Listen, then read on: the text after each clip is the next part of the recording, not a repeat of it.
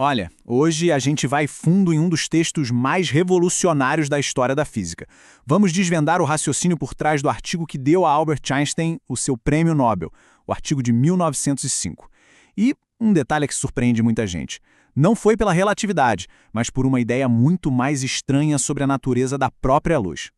No começo do século XX, a física vivia uma espécie de esquizofrenia, um conflito que o Einstein aponta logo de cara na introdução do artigo dele.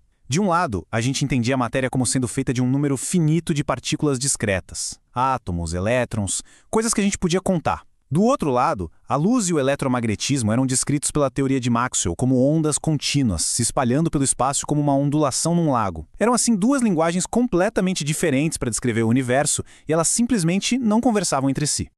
Para a gente entender essa ideia, o melhor caminho é seguir os passos do próprio Einstein. Primeiro, vamos ver qual era a contradição que o incomodava. Depois, a gente passa pela analogia estatística surpreendente que levou à hipótese radical dos quanta de luz. E, por fim, a gente vê como essa ideia resolveu um mistério experimental e, mudou a física para sempre. Então vamos lá, vamos começar pelo problema. O Einstein não tirou essa ideia do nada, né? Ele foi motivado por uma falha bem clara, bem gritante, nas teorias mais consagradas da sua época. E tá aqui a nossa fonte primária. Tudo que a gente vai conversar hoje sai direto deste texto, da argumentação que o Einstein construiu. O título, aliás, já entrega o jogo. Ele propõe um ponto de vista heurístico, ou seja, ele mesmo está dizendo, olha, isso aqui não é uma verdade comprovada, é uma abordagem útil para a gente investigar, é um convite à exploração. O problema central tinha um nome bem dramático, a catástrofe do ultravioleta. Pela física clássica, um objeto quente, um corpo negro, deveria emitir radiação em todas as frequências. A teoria previa que, quanto maior a frequência, lá na direção do ultravioleta, mais e mais energia seria irradiada, até o infinito. Mas era isso que as medições mostravam? Claro que não. A teoria e a realidade estavam em total desacordo. E é aqui que vem a primeira grande sacada do Einstein. Em vez de tentar consertar a teoria das ondas, ele resolve analisar a radiação de um ponto de vista completamente diferente. Ele decide usar as ferramentas da termodinâmica e da estatística, as mesmas usadas para descrever o comportamento de gases. E o mais curioso é que ele não foca na energia, mas sim na entropia, uma medida da desordem. A pergunta que ele se faz é, o que acontece com a entropia da radiação se a gente mudar o volume que a contém? Ninguém estava fazendo essa pergunta. Foi uma abordagem totalmente fora da caixa. Agora, atenção, porque aqui está o coração do argumento do Einstein.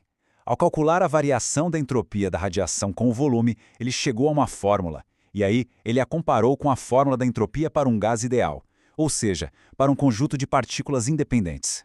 O resultado foi impressionante. As duas equações tinham exatamente a mesma forma matemática, idênticas.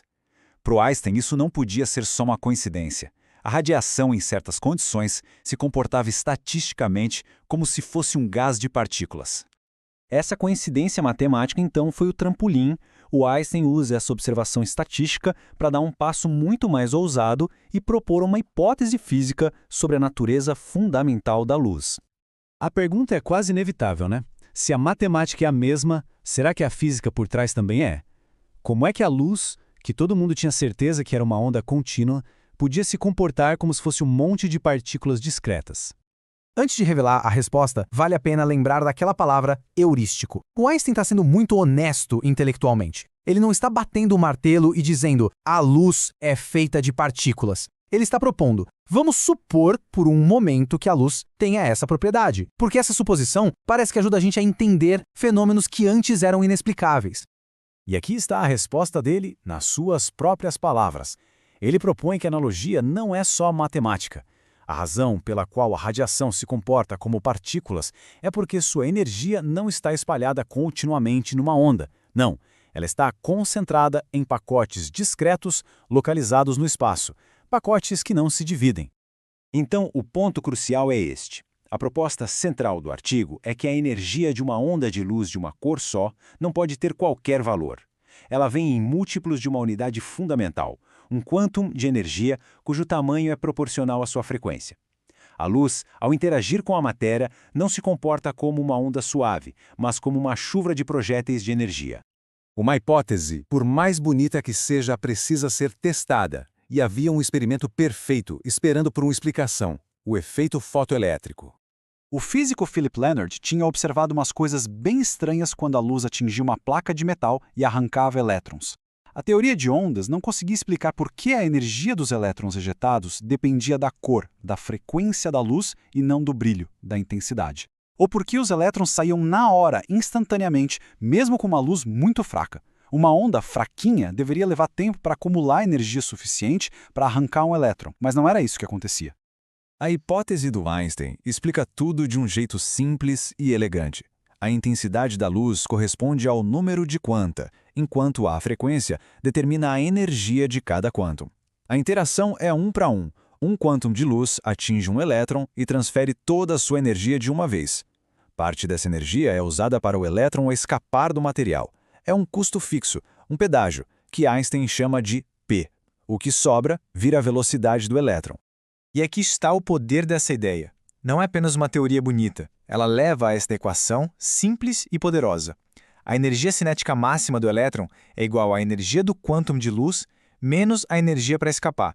Isso prevê uma relação linear, uma linha reta, entre a energia do elétron e a frequência da luz. Uma previsão concreta que podia ser e foi testada e confirmada experimentalmente anos depois.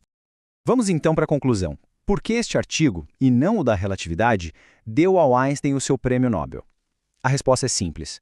Porque ele abalou os próprios alicerces da física. É um fato que surpreende muita gente, mas que mostra o tamanho do que o Einstein fez aqui. A comunidade científica entendeu que esta ideia era a semente de uma nova física que estava nascendo, a mecânica quântica. A ruptura conceitual foi profunda. Por mais de 200 anos, a luz tinha sido firmemente estabelecida como uma onda. A teoria de Maxwell foi o auge dessa visão. O Einstein não negou o sucesso da teoria ondulatória, mas ele afirmou que, quando se trata de emissão e absorção de energia, a luz se comporta de maneira radicalmente diferente, de forma discreta, corpuscular.